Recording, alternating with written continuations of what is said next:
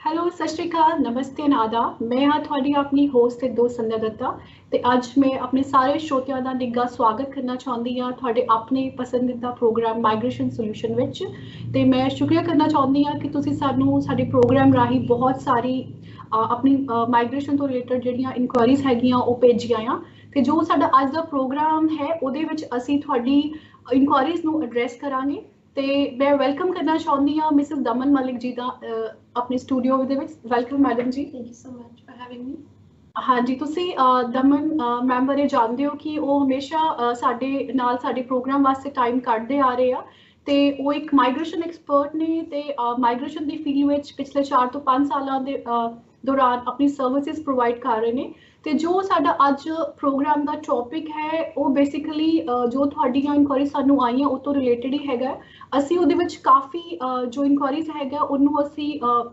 ਲਿੱਤਾ ਹੈ ਤੇ ਮੈਂ ਪਹਿਲਾਂ ਮਿਸਿਸ ਦਮਨ ਮਲਿਕ ਜੀ ਨੂੰ ਪੁੱਛਣਾ ਚਾਹੁੰਦੀ ਹਾਂ ਕਿ ਜਿੱਦਾਂ ਹਜੇ ਬਾਰਡਰ ਕਲੋਜ਼ ਆ ਤੇ ਕੋਈ ਵੀ ਇੰਟਰਨੈਸ਼ਨਲ ਟਰੈਵਲ ਨਹੀਂ ਕਰ ਸਕਦਾ ਤੇ ਇਨ ਦੈਟ ਕੇਸ ਜੋ ਵਿਜ਼ਟਰ ਵੀਜ਼ਾ ਹੈ ਕੋਈ ਅਪਲਾਈ ਕਰ ਸਕਦਾ ਹੈ ਜਾਂ ਨਹੀਂ ਕਰ ਸਕਦਾ ਜਾਂ ਕੀ ਕੰਡੀਸ਼ਨ ਹੋਣਗੀਆਂ ਹਾਂਜੀ ਹਾਂਜੀ ਸੰਧਿਆ this is a very common question relating to today's time ਹਰ ਕੋਈ ਇਹੀ ਜਾਣਨਾ ਚਾਹੁੰਦਾ ਹੈ ਕਿ ਕੀ ਉਹ ਆਪਣੇ ਬੱਚਿਆਂ ਕੋਲ ਜਾਂ ਆਪਣੇ ਰਿਲੇਟਿਵਸ ਦੇ ਕੋਲ ਕਦੀ ਕਿਸੇ ਟਾਈਮ ਤੇ ਕਦੋਂ ਵਿਜ਼ਿਟ ਕਰਨ ਜਾਂ ਕਰ ਵੀ ਸਕਦੇ ਨੇ ਨੀਅਰ ਫਿਊਚਰ ਦੇ ਵਿੱਚ ਜੇ ਨਹੀਂ ਵੀ ਕਰ ਸਕਦੇ ਤੇ ਕੀ ਉਹ ਵੀਜ਼ਾ ਅਪਲਾਈ ਕਰਕੇ ਰੱਖ ਸਕਦੇ ਆ ਕਿ ਐਸ ਸੂਨ ਐਜ਼ ਜੇ ਕੋਈ ਪ੍ਰਬੰਧ ਬਣਦਾ ਹੈ ਟਰੈਵਲ ਕਰਨ ਦਾ ਤੇ ਉਹ ਕਰ ਸਕਣ ਫਿਲਹਾਲ ਜਿਹੜੀ ਸਿਚੁਏਸ਼ਨ ਹੈਗੀ ਹੈ ਕਿਉਂਕਿ ਟਰੈਵਲ ਨਹੀਂ ਖੁੱਲਿਆ ਹੈਗਾ ਕਿਉਂਕਿ ਬਾਰਡਰਸ ਕਲੋਜ਼ਡ ਹੈਗੇ ਆ for international travellers specially to Australia other countries still have little bit of travel here and there ਹਾਂਜੀ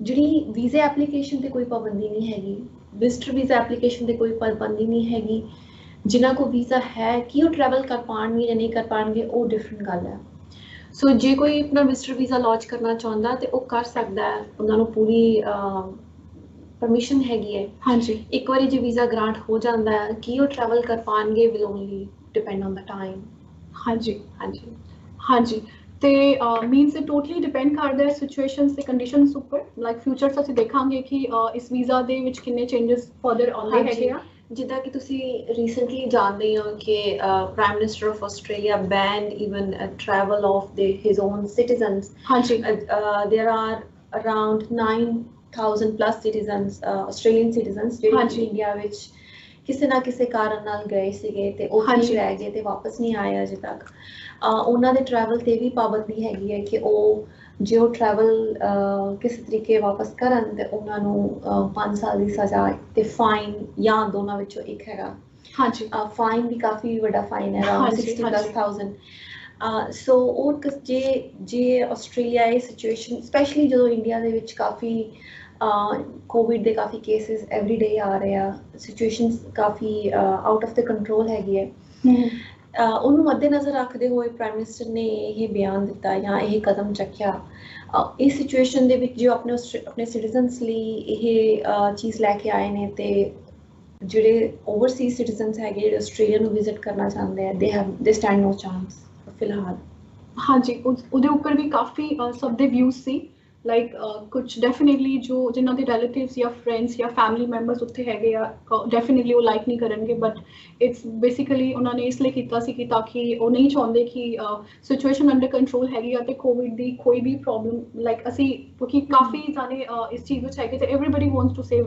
themselves in this ਤੇ ਹਾਂਜੀ ਅਸੀਂ ਦੇਖਦੇ ਹਾਂ ਫਿਊਚਰ ਵਿੱਚ ਵਿਜ਼ਟਰ ਵੀਜ਼ਾ ਦੇ ਫਰਦਰ ਰੂਲਸ ਐਂਡ ਰੈਗੂਲੇਸ਼ਨਸ ਕੀ ਹੁੰਦੇ ਆ ਕੀ ਇੰਪਲੀਮੈਂਟ ਕਰਦੇ ਆ ਤੇ ਕਾਫੀ ਲੋਕੀ ਇਹ ਵੀ ਜਾਣਨਾ ਚਾਹੁੰਦੇ ਆ ਕਿ ਅਗਰ ਕੋਈ ਔਨਸ਼ੋਰ ਆ ਤੇ ਉਹ ਜਿਹੜਾ ਪ੍ਰਾਇਮਰੀ ਐਪਲੀਕੈਂਟ ਜੋ ਪ੍ਰਾਇਮਰੀ ਵੀਜ਼ਾ ਹੋਲਡਰ ਹੈਗੇ ਆ ਆਫਸ਼ੋਰ ਉਹ ਫਰਦਰ ਆਪਣੇ ਵੀਜ਼ਾ ਵਾਸਤੇ ਜੋ ਆਪਣੇ ਡਿਪੈਂਡੈਂਟ ਹੈ ਉਹਨੂੰ ਇਨਕਲੂਡ ਕਰ ਸਕਦੇ ਆ ਆਪਣੇ ਵੀਜ਼ਾ ਵਿੱਚ ਜਾਂ ਨਹੀਂ ਕਰ ਸਕਦੇ ਸਪੈਸੀਫਿਕਲੀ ਸਪੀਕਿੰਗ ਜੇ ਕੋਈ ਪ੍ਰਾਇਮਰੀ ਵੀਜ਼ਾ ਹੋਲਡਰ ਹੈ ਉਹ ਆਸਟ੍ਰੇਲੀਆ ਵਿੱਚ ਹੈ ਤੇ ਔਨਸ਼ੋਰ ਸਪੈਸ਼ਲੀ ਆਈ ਥਿੰਕ ਤੁਸੀਂ ਸਟੂਡੈਂਟ ਵੀਜ਼ੇ ਦੀ ਗੱਲ ਕਰ ਰਹੇ ਹੋ ਹਾਂਜੀ ਸਟੂਡੈਂਟ ਵੀਜ਼ਾ ਵਾਸਤੇ ਹਾਂਜੀ ਉਹਨਾਂ ਦੀ ਜਿਹੜੀ ਡਿਪੈਂਡੈਂਟ ਸੀਗੇ ਕਿਸੇ ਕਾਰਨਵਸ਼ ਉਹ ਲਾਸਟ ਈਅਰ ਇੰਡੀਆ ਗਏ ਨੇ ਫੈਮਿਲੀ ਵਿਜ਼ਿਟ ਕਰਨ ਜਾਂ ਕਿਸੇ ਹੋਰ ਕਾਰਨ ਪੱਖੋਂ ਇੰਡੀਆ 'ਚ ਹੈਗੇ ਨੇ ਤੇ ਉਹ ਵਾਪਸ ਨਹੀਂ ਆ ਪਾਏ ਤੇ ਬਾਰਡਰਸ ਕਲੋਜ਼ ਹੋ ਗਏ ਹਾਂਜੀ ਜਦੋਂ ਇਹ ਸਭ ਕੁਝ ਹੋ ਰਿਹਾ ਸੀਗਾ ਉਸ ਟਾਈਮ ਤੇ ਜਿਹੜੀ ਐਗਜ਼ਾਮਸ਼ਨਸ ਥੋੜ੍ਹੀਆਂ ਬਹੁਤੀਆਂ ਦਿੱਤੀਆਂ ਗਈਆਂ ਸੀ ਇੰਟਰਨੈਸ਼ਨਲ ਸਟੂਡੈਂਟਸ ਲਈ, ਉਹਦੇ ਵਿੱਚੋਂ ਇੱਕ ਇਹ ਵੀ ਸੀ ਕਿ ਜਦੋਂ ਇੱਕ international student primary visa holder 485 graduate work ਵੀਜ਼ੇ ਲਈ ਐਲੀਜੀਬਲ ਹੁੰਦਾ ਆ, ਉਹ ਆਪਣੀ ਫੈਮਿਲੀ ਨੂੰ ਇਨਕਲੂਡ ਕਰ ਪਾਉਂਦਾ ਆ ਜੇ ਉਹਨਾਂ ਦੇ ਡਿਪੈਂਡੈਂਟ ਨੇ ਲਾਸਟ 12 ਮੰਥਸ ਦੇ ਵਿੱਚ ਸਟੂਡੈਂਟ ਵੀਜ਼ਾ ਉਹਨਾਂ ਦੇ ਨਾਲ ਹੋਲਡ ਕੀਤਾ ਹੋਏ। ਹਾਂਜੀ ਕਾਫੀ ਸਾਰੇ ਇਦਾਂ ਦੇ ਕੇਸ ਹੈਗੇ ਆ ਜਿਹਦੇ ਵਿੱਚ ਡਿਪੈਂਡੈਂਟਸ ਆਫਸ਼ੋਰ ਹੈਗੇ ਆ ਤੇ ਸਟੂਡੈਂਟਸ ਇੱਥੇ ਹੈ। ਹਾਂਜੀ ਇਸ ਐਗਜ਼ਾਮਸ਼ਨ ਇਸ ਲਈ ਬਣਾਈ ਗਈ ਤਾਂ ਕਿ ਕੋਈ ਵੀ ਡਿਸਐਡਵਾਂਟੇਜ ਨਾ ਹੋਵੇ, ਨਾ ਹੀ ਸਟੂਡੈਂਟ ਤੇ ਨਾ ਹੀ ਉਹਨਾਂ ਦੇ ਡਿਪੈਂਡੈਂਟਸ। ਜੇ ਪ੍ਰਾਇਮਰੀ ਵੀਜ਼ਾ ਹੋਲਡਰ ਐਲੀਜੀਬਲ ਹੈ ਉਹ 485 ਫॉर ਐਗਜ਼ਾਮਪਲ ਵੀਜ਼ੇ ਲਈ, ਤੇ ਉਹਨਾਂ ਦੀ ਫੈਮਿਲੀ ਨੂੰ ਜ਼ਰੂਰ ਇਨਕਲੂਡ ਕੀਤਾ ਜਾਏ। Okay. Especially when they were already here and they had just left to visit family. Okay. So yes, you're right. They can include their dependents in their future application, especially when we are talking about 485. They can also include their dependents in when they want to extend their visa on study. तो I think जो कि वधिया ही हैगा उन्हां वास्ते अगर वो stuck हैगे आ ओवरसीज बट वो इत्थे प्राइम लाइक से वीज़ा लाइक स्टूडेंट वीज़ा ते हैगे आ ते दे कैन इन फ्यूचर मतलब जेड़ा भी वीज़ा पाउंदे आ अपने डिपेंडेंट नु इंक्लूड कर सकदे हैगे। ਹਾਂਜੀ यूजुअली जेड़ा नॉर्मल रूल हैगा ਉਹ ਇਹ ਹੈਗਾ ਕਿ ਜਦੋਂ ਅਸੀਂ 485 ਵੀਜ਼ਾ ਲਗਾਉਂਦੇ ਆ ਆਪਣੀ ਫੈਮਿਲੀ ਨੂੰ ਉਦੋਂ ਇਨਕਲੂਡ ਕਰ ਪਾਉਂਦੇ ਆ ਜੇ ਉਹ ਤੁਹਾਡੀ ਫੈਮਿਲੀ ਤੁਹਾਡੇ ਨਾਲ is at the same place, living in the same place with you in Australia, because 485 ਜਿਹੜਾ ਵੀਜ਼ਾ ਉਹ on shore ਹੀ ਉਹਦੀ lodgement ਹੁੰਦੀ ਆ।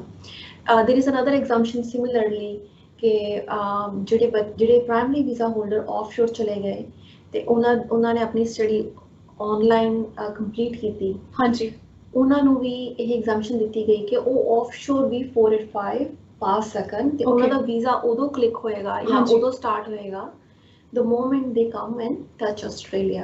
So usually 18 months ਜਾਂ 2 ਸਾਲ ਦਾ ਵੀਜ਼ਾ ਹੁੰਦਾ, 18 ਮਹੀਨੇ ਤੋਂ 2 ਸਾਲ ਦਾ ਵੀਜ਼ਾ ਜਿਹੜਾ ਹੈ ਉਹ ਉਦੋਂ ਸਟਾਰਟ ਹੋਏਗਾ ਜਦੋਂ ਉਹ ਆਸਟ੍ਰੇਲੀਆ ਆਣਗੇ, ਨਾ ਕਿ ਉਦੋਂ ਸਟਾਰਟ ਹੋਏਗਾ ਜਦੋਂ ਕਿ ਗ੍ਰਾਂਟ ਕੀਤਾ ਗਿਆ। ਨਾਰਮਲੀ ਉਦੋਂ ਸਟਾਰਟ ਹੁੰਦਾ ਜਦੋਂ ਗ੍ਰਾਂਟ ਕੀਤਾ ਜਾਂਦਾ ਕਿਉਂਕਿ it's assumed applicant is in Australia. ਹਾਂਜੀ ਸੋ ਇਹ 2-3 ਚੀਜ਼ਾਂ ਦਿੱਤੀਆਂ ਗਈਆਂ ਇੰਟਰਨੈਸ਼ਨਲ ਸਟੂਡੈਂਟਸ ਨੂੰ ਤਾਂ ਕਿ ਉਹ ਆਪਣੇ ਸਰਕਮਸਟੈਂਸਸ ਦੇ ਵਿੱਚ ਡਿਸਐਡਵਾਂਟੇਜਡ ਫੀਲ ਨਾ ਕਰਨ, ਕਿਉਂਕਿ ਜੋ ਵੀ ਹੋਇਆ globally ਜੋ ਵੀ ਹੋ ਰਿਹਾ ਉਹ ਕਿਸੇ ਦੇ ਕੰਟਰੋਲ 'ਚ ਨਹੀਂ ਹੈਗਾ। no one is controlling and changing it or they cannot change it. yeah ਹਾਂਜੀ ਤੇ ਨਾਲੇ ਸਾਨੂੰ ਕੁਝ ਕੁਐਰੀਜ਼ ਆਈਆਂ ਆਪਣੇ ਨਰਸਿੰਗ ਸਟੂਡੈਂਟਸ ਤੋਂ ਜੋ ਕਿ ਨਰਸਿੰਗ ਜਿਹੜੇ ਕੋਰਸਿਸ ਹੈਗੇ ਆ ਉਹ ਇੱਥੇ ਕਰ ਰਹੇ ਆ ਤੇ ਉਹ ਜਾਨਣਾ ਚਾਹੁੰਦੇ ਆ ਕਿ ਲਾਈਕ ਨਰਸਿਸ ਜੋ ਵੀ ਆਪਣਾ ਬੈਚਲਰ ਆਫ ਨਰਸਿੰਗ ਜਾਂ ਡਿਪਲੋਮਾ ਆਫ ਨਰਸਿੰਗ ਦੇ ਕੋਰਸਿਸ ਯੂਨੀਵਰਸਿਟੀਜ਼ ਕਾਲਜਿਸ ਵਿੱਚ ਕਰ ਰਹੇ ਆ ਉਹਨਾਂ ਵਾਸਤੇ PR ਦੇ ਪਾਥਵੇ ਕੀ ਹੈ ਤੇ ਮਤਲਬ ਐਲੀਜੀਬਿਲਿਟੀ ਕ੍ਰਾਈਟੇਰੀਆ ਕੀ ਹੈਗਾ ਫਰਦਰ। ਤੇ basically I'm talking here about like South Australia ਵਿੱਚ ਜਿਹੜੇ ਨਰਸਿਸ ਆ ਉਹਨਾਂ ਦਾ PR ਪਾਥਵੇ ਕੀ ਹੈ ਤੇ ਕੀ ਐਲੀਜੀਬਿਲਿਟੀ ਕ੍ਰਾਈਟੇਰੀਆ ਉਹਨਾਂ ਨੂੰ ਫੋਲੋ ਕਰਨਾ ਪਊਗਾ ਆਪਣੀ ਰੈਜ਼ੀਡੈਂਸੀ ਵਾਸਤੇ। ਹਾਂਜੀ this is a very good question because ਹੁੰਦਾ ਕੀ ਹੈ ਕਿ ਜਿਹੜੇ ਇਸ ਦੇ ਟਾਈਮ ਤੇ ਜਿਹੜੀ ਪ੍ਰਾਇੋਰਟੀ ਐਪਲੀਕੇਸ਼ਨਸ ਹੈਗੀਆਂ ਨਰਸਿਸ ਡਾਕਟਰਸ ਉਹਨਾਂ ਨੂੰ ਪ੍ਰਾਇੋਰਟੀ ਦਿੱਤੀ ਗਈ ਹੈ। ਹਾਂਜੀ ਕੁਛ ਪਰਮਨੈਂਟ ਵੀਜ਼ਿਆਂ ਲਈ ਤੇ ਕੁਛ ਟੈਂਪਰੇਰੀ ਵੀਜ਼ਿਆਂ ਲਈ that are leading to permanent residency.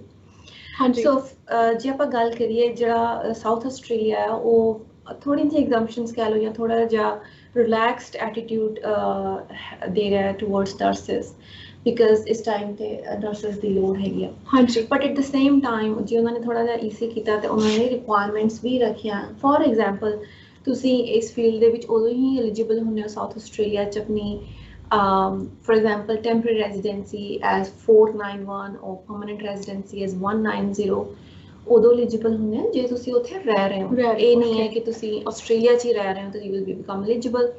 You have to be living in that South Australia to become eligible for state nomination. Other than that you have to be 45 or rather not more than 45. You could be less anyway, it doesn't matter. There are certain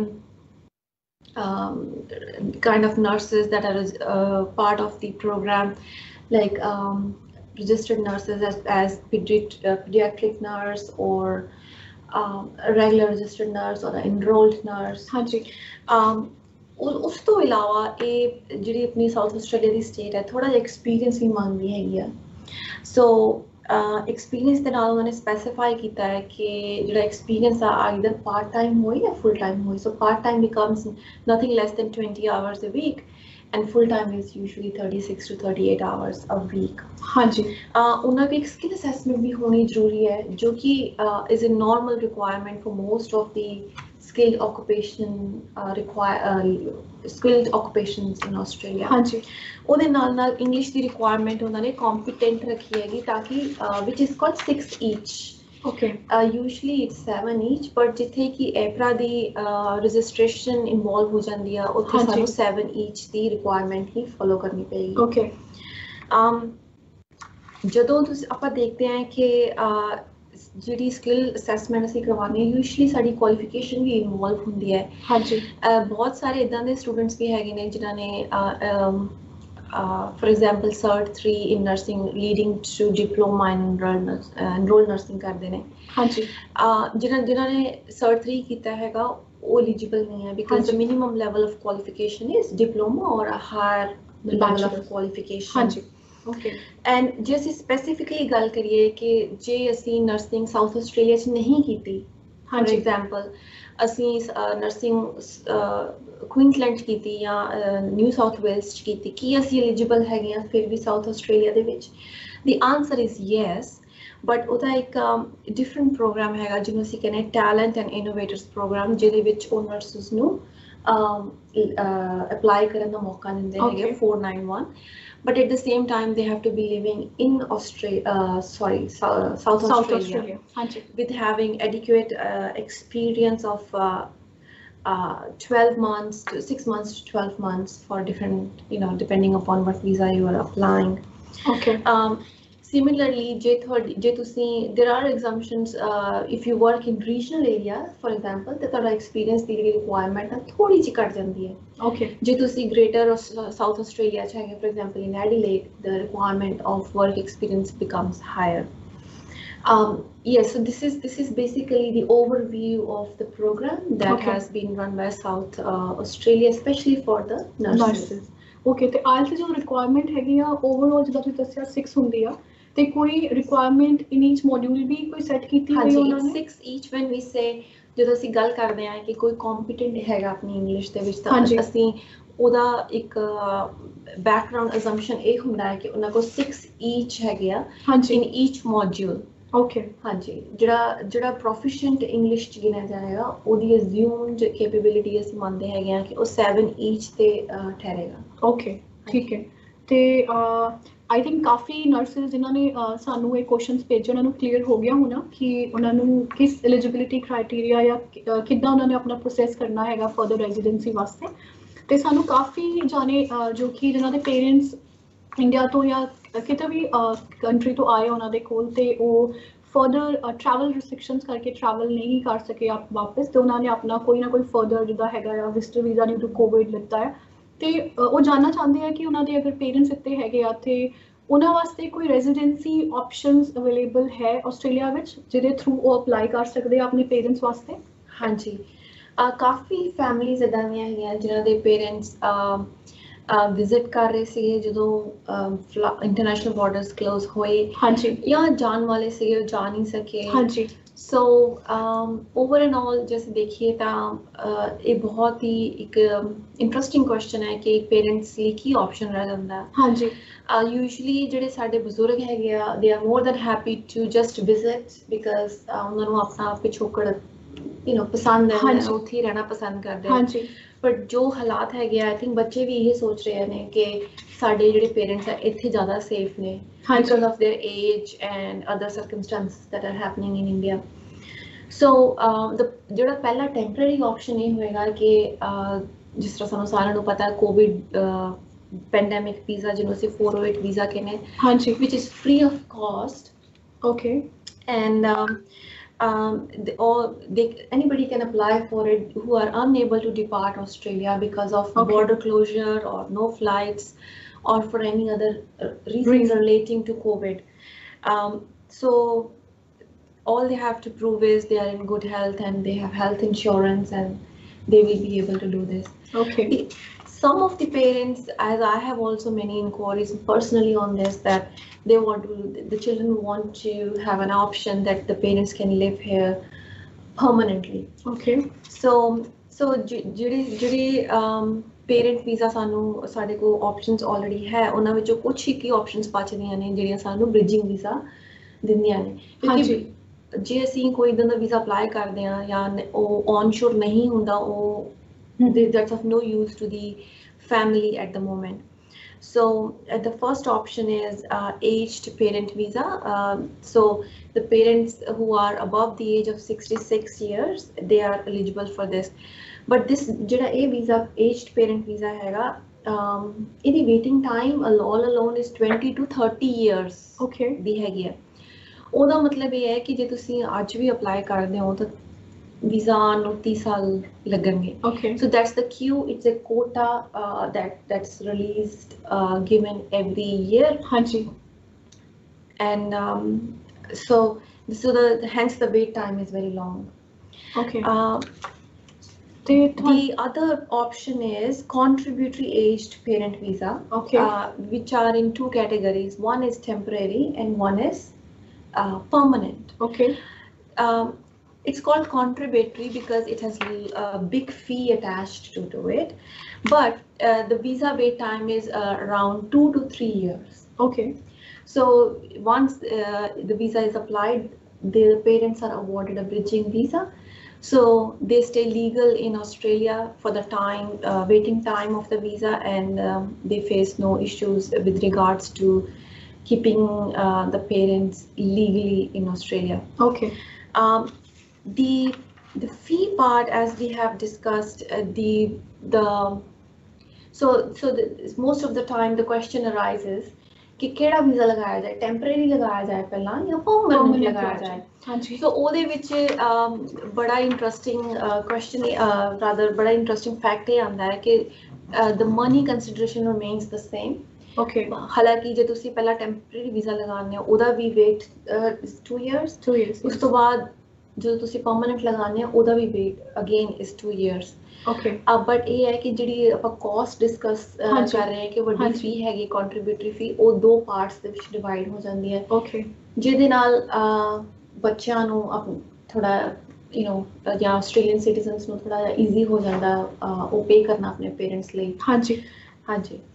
ਤੇ ਜਿਹੜੀ ਤੁਸੀਂ ਗੱਲ ਕੀਤੀ ਆ contributory agent like aged parent visa ਬਾਰੇ, ਉਹਦੀ ਕਿੰਨੀ ਕੁ ਫੀਸ ਹੁੰਦੀ ਹੈ ਜੋ ਪੇ ਕਰਨੀ ਪੈਂਦੀ ਆ? ਲਾਈਕ ਕਿਸੇ ਦੇ ਪੇਰੈਂਟਸ ਹੈਗੇ, ਉਹਨਾਂ ਨੇ ਅਪਲਾਈ ਕਰਨਾ ਹੈ ਤਾਂ ਉਹਨਾਂ ਨੂੰ ਕਿੰਨਾ ਕੁ ਐਕਸਪੈਂਡੀਚਰ ਲੱਗੂਗਾ, ਲਾਈਕ ਕਿੰਨਾ ਕੁ ਖਰਚਾ ਹੈਗਾ ਉਹਨਾਂ ਦਾ? ਪਹਿਲਾਂ ਇੱਕ ਤਾਂ ਅਸੀਂ ਡਿਸਕਸ ਕਰਾਂਗੇ ਕਿ ਉਹਨਾਂ ਦੀ ਵੀਜ਼ਾ ਫੀ ਹੁੰਦੀ ਹੈ ਜੋ ਕਿ ਹਾਂਜੀ।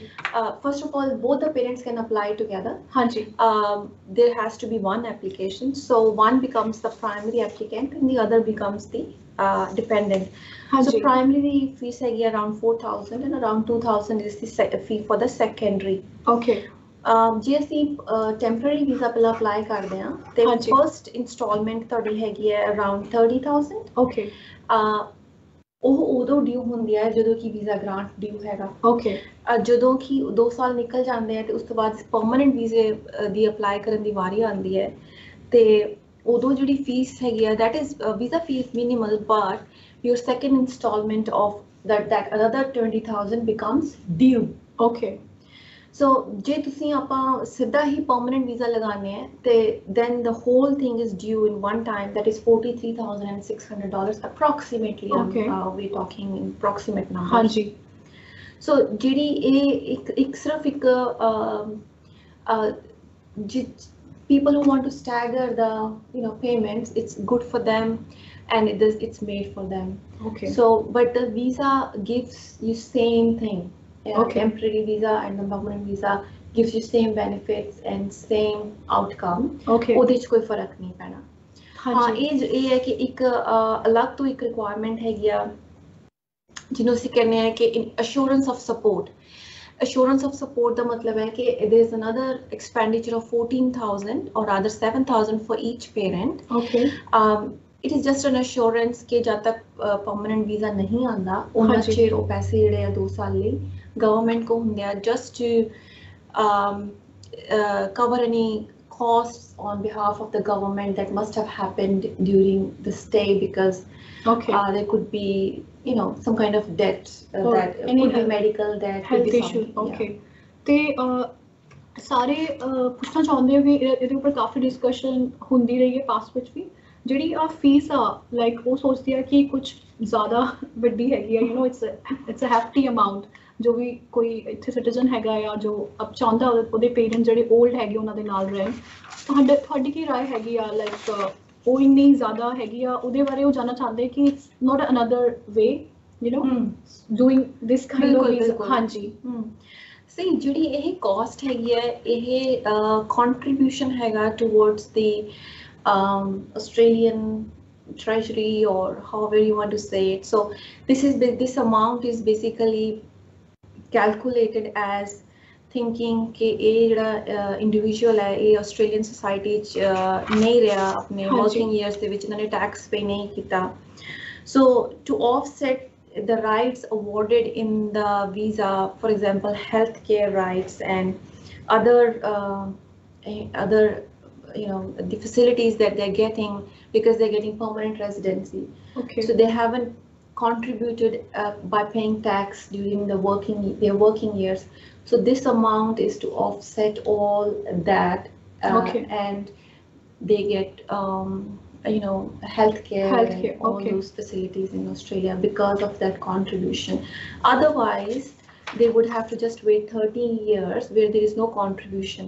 Yes, you're right. So waiting for your parents to join in for 30 years is is not something you know, you look forward to, but do the contribution and still have them here and enjoy the life with them. Yeah, you're right, because they are old also, and you can put close to you, ਤੁਸੀਂ ਆਪਣੇ ਕੋਲ ਰੱਖ ਸਕਦੇ ਹੋ ਨਿਜ਼ਾਮ ਤੋਂ ਉਹਨਾਂ ਦਾ visa process ਵਿੱਚ ਹੈਗਾ ਹੈ। ਹਾਂਜੀ, ਤੇ ਸਾਡੇ ਕੁਝ ਸ਼ਰੋਤਾ ਇਹ ਵੀ ਜਾਣਨਾ ਚਾਹੁੰਦੇ ਆ ਕਿ ਜਿੱਦਾਂ ਸਟੂਡੈਂਟਸ ਆਪਣੀਆਂ ਉਹਨਾਂ ਦੇ ਪੁਆਇੰਟਸ ਬਣਦੇ ਐਲੀਜੀਬਲ ਹੁੰਦੇ ਆ, ਉਹਨਾਂ ਦੇ 65 ਜਾਂ 70 ਪੁਆਇੰਟਸ ਬਣ ਰਹੇ ਹੁੰਦੇ ਆ, ਤੇ ਉਹਨਾਂ ਨੂੰ ਇਨਵੀਟੇਸ਼ਨ ਜਿਹੜਾ ਹੁੰਦਾ ਆ ਉਹ ਅਸੈਸਮੈਂਟ ਉਹਨਾਂ ਦੀ ਪੋਜ਼ਿਟਿਵ ਆਉਂਦੀ ਆ, ਜਾਂ ਉਹਨਾਂ ਕੋਲ EOI ਹੁੰਦਾ ਜਿਹਨੂੰ ਐਕਸਪ੍ਰੈਸ਼ਨ ਆਫ ਇੰਟਰਸਟ ਕਹਿੰਦੇ ਆ, ਤੇ ਉਹਨਾਂ ਨੂੰ ਕੋਈ ਵੀ ਇਨਵੀਟੇਸ਼ਨ ਨਹੀਂ ਆਉਂਦਾ, ਉਹਨਾਂ ਵਾਸਤੇ ਤੁਸੀਂ ਕੀ ਸੁਜੈਸਟ ਕਰੋਗੇ, ਕੀ ਵੀਜ਼ਾ ਆਪਸ਼ਨਸ ਹੋ ਸਕਦੇ ਆ ਫਰਦਰ ਅਪਲਾਈ ਕਰਨ ਵਾਸਤੇ? ਹਾਂਜੀ, ਇਦਾਂ ਦੇ ਕਾਫੀ ਸੁਣਨ ਨੂੰ ਆਉਂਦਾ ਹੈ, ਇਦਾਂ ਦੇ ਕਾਫੀ ਐਪਲੀਕੈਂਟਸ ਹੈਗੇ ਨੇ ਜਿਨ੍ਹਾਂ ਨੇ 65 ਜਾਂ 70 ਪੁਆਇੰਟਸ ਤੇ EOI ਲਗਾਈ ਹੁੰਦੀ, expression of interest, could be for any occupation. We will not mention or discuss any particular occupation.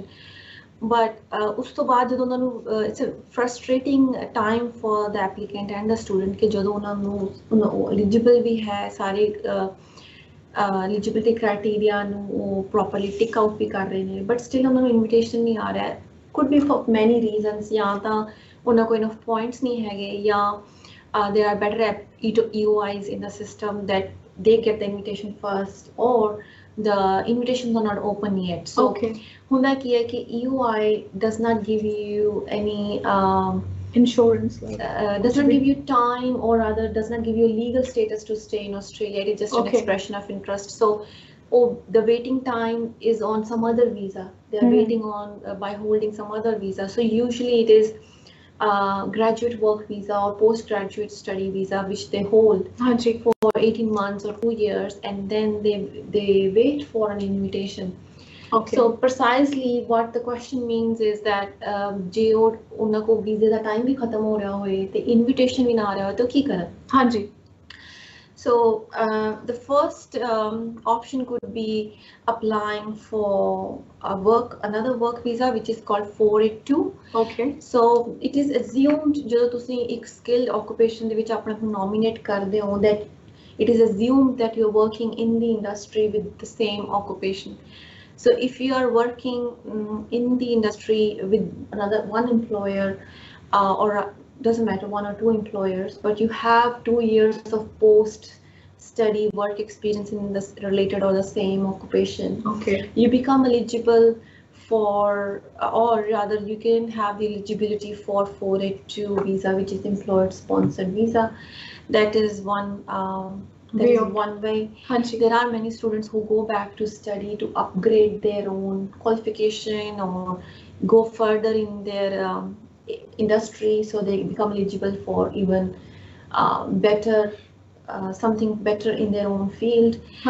There are students who also try to gather higher points than just 65 or 70.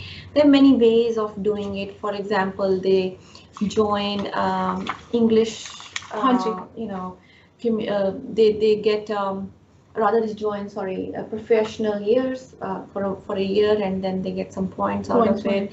Or they get proficient in community language, so which very popularly we call NATI.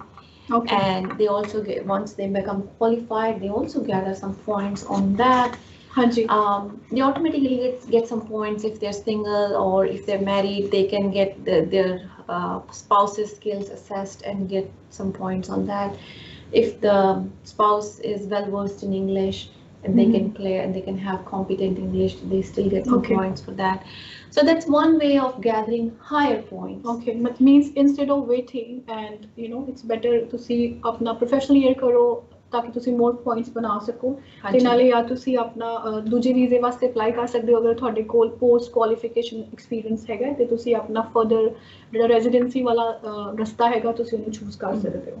ਹਾਂਜੀ I think ਕਾਫੀ ਸ਼ੋਧਾਂ ਨੇ question ਪੁੱਛਿਆ ਸੀ ਤੇ ਉਹ ਜਾਨਣਾ ਚਾਹੁੰਦੇ ਸੀ in detail ਸਾਡੇ migration expert ਤੋਂ ਤੇ ਕਾਫੀ ਜਾਣੇ ਨੂੰ ਇਹ ਕਲੀਅਰ ਹੋ ਗਿਆ ਹੋਣਾ ਤੇ ਨਾਲੇ ਕੁਝ ਜਾਣੇ ਇਹ ਜਾਨਣਾ ਚਾਹੁੰਦੇ ਆ ਕਿ ਜਿਹੜੇ ਰੈਜ਼ੀਡੈਂਟ ਜਿੱਦਾਂ ਕਿ ਕਿਸੇ ਵੀ ਕੰਟਰੀ 'ਚ ਆਸਟ੍ਰੇਲੀਆ ਤੋਂ ਬਾਹਰ ਗਏ ਆ ਤੇ ਉੱਥੇ ਸਟਕ ਆ ਮੇਬੀ ਤੁਸੀਂ ਐਗਜ਼ਾਮਪਲ ਲੈ ਲਓ ਇੰਡੀਆ ਵਿੱਚ ਕੋਈ ਕਾਫੀ ਆਸਟ੍ਰੇਲੀਅਨ ਰੈਜ਼ੀਡੈਂਟਸ ਤੇ ਸਿਟੀਜ਼ਨ ਜਿਹੜੇ ਹੈਗੇ ਆ ਸਟਕ ਆ due to this travel restriction ਉਹ ਟਰੈਵਲ ਨਹੀਂ ਕਰ ਪਾ ਰਹੇ ਉਹਨਾਂ ਵਾਸਤੇ ਲਾਈਕ ਕੀ ਵੀਜ਼ਾ ਆਪਸ਼ਨਸ ਹੈ ਉਹ ਕੀ ਫਰਦਰ ਵੀਜ਼ਾਸ ਅਪਲਾਈ ਕਰ ਸਕਦੇ ਆ ਉੱਥੇ ਰਹਿ ਕੇ ਉਹ ਕਾਫੀ ਜਾਣੇ ਜਾਨਣਾ ਚਾਹੁੰਦੇ ਆ ਕਿਉਂਕਿ ਦੇ ਆਰ ਜਸਟ ਕਨਫਿਊਜ਼ ਕਿ ਉਹ ਫਰਦਰ ਵਾਪਸ ਆਉਣਗੇ ਕਿ ਨਹੀਂ ਪਹਿਲਾਂ ਤਾਂ ਕੁਐਸਚਨ ਉਹਨਾਂ ਦੇ ਦਿਮਾਗ 'ਚ ਇਹੀ ਆ ਤੇ ਅਗਰ ਉਹਨਾਂ ਦੇ ਕੁਝ ਵੀਜ਼ਾ ਹੈਗਾ ਜਿੱਦਾਂ ਕਿ ਰੈਜ਼ੀਡੈਂਟ ਹੈਗੇ ਆ ਉਹਨਾਂ ਦਾ ਜਿਹੜਾ ਵੀਜ਼ਾ ਐਕਸਪਾਇਰੀ ਡੇਟ ਹੈ ਅਪਰੋਚਿੰਗ ਆ ਤੇ ਉਹ ਕੀ ਕਰ ਸਕਦੇ ਆ ਫਰਦਰ ਉਹਦੇ ਵਾਸਤੇ।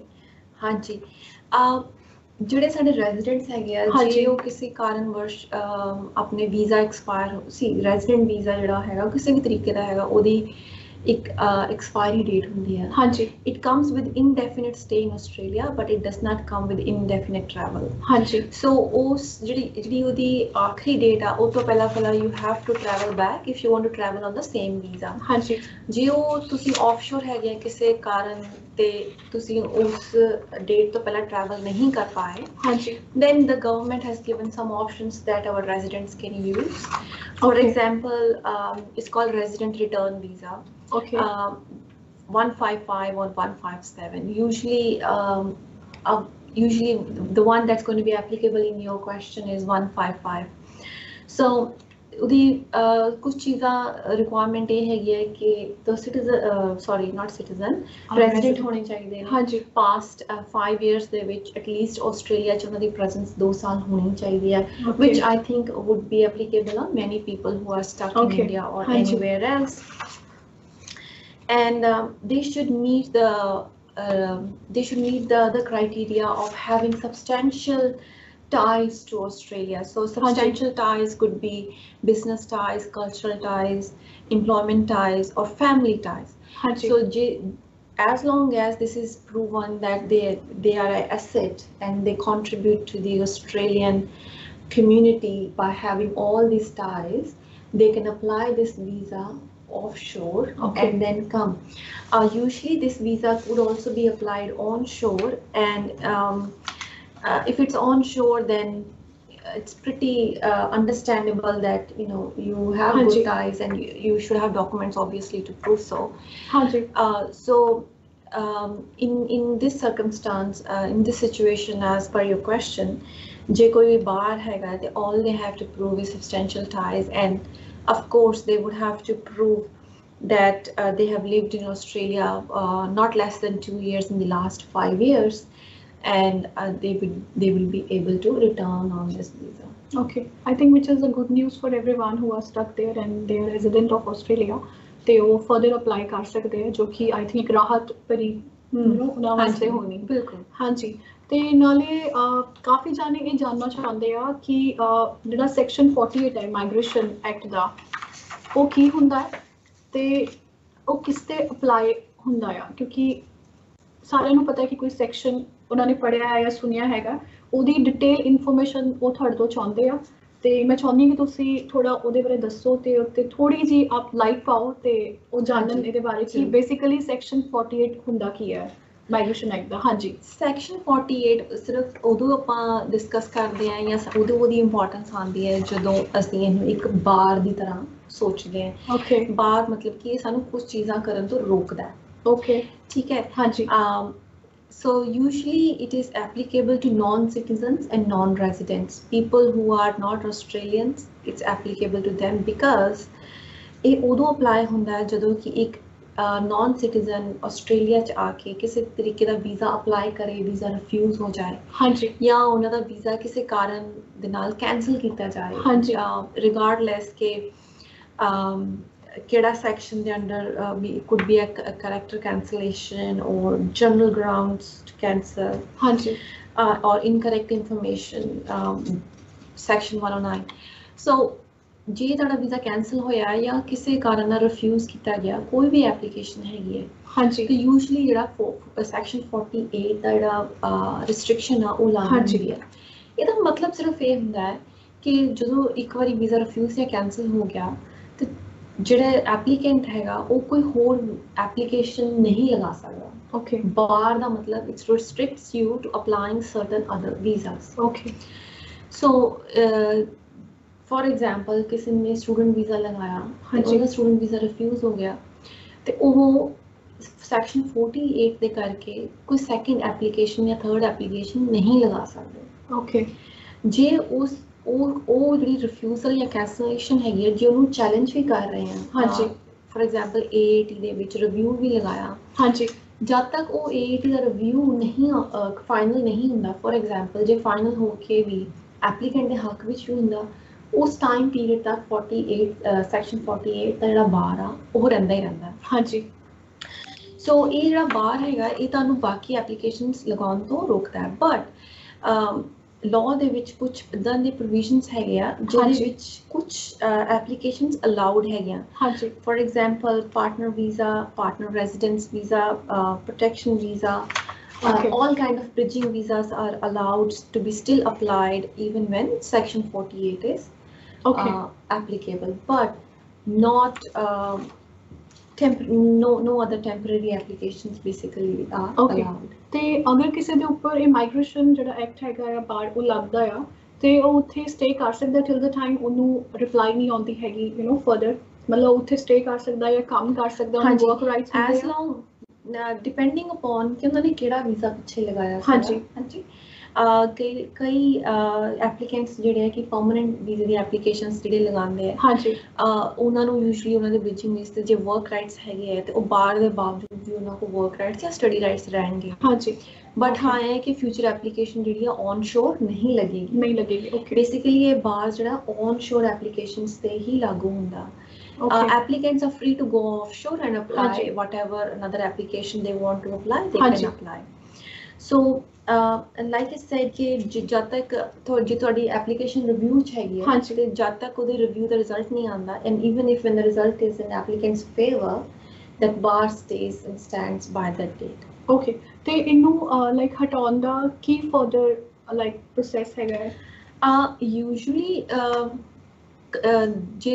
ਜੇ ਕੋਈ ਕੰਪੈਸ਼ਨੇਟ ਕੰਪੈਲਿੰਗ ਗਰਾਊਂਡਸ ਹੈਗੇ ਆ ਜਿਹਦੇ ਬੇਸ ਤੇ ਅਸੀਂ ਵੀਜ਼ਾ ਆਫਿਸਰ ਨੂੰ ਜਾਂ ਮਿਨਿਸਟਰ ਨੂੰ ਵੀ request them to remove the bar, ਹਾਂਜੀ, and let the applicant apply for certain kind of visa. It has to be a ministerial intervention that there is a special case with compassionate compelling grounds, and the bar should be removed, which should be considered as on humanitarian grounds, or maybe the action will be considered in favor of Australia at that moment. ਹਾਂਜੀ, thank you so much Mrs. Daman ji, ਤੁਸੀਂ ਸਾਡੇ ਕਾਫੀ ਸ਼ਰੋਤਿਆਂ ਦੇ ਜੋ ਵੀ inquiries ਸੀ ਉਹਨਾਂ ਦਾ reply ਸਾਨੂੰ ਕੀਤਾ ਹੈਗਾ, ਅਸੀਂ ਬਹੁਤ ਸ਼ੁਕਰਗੁਜ਼ਾਰ ਹਾਂ।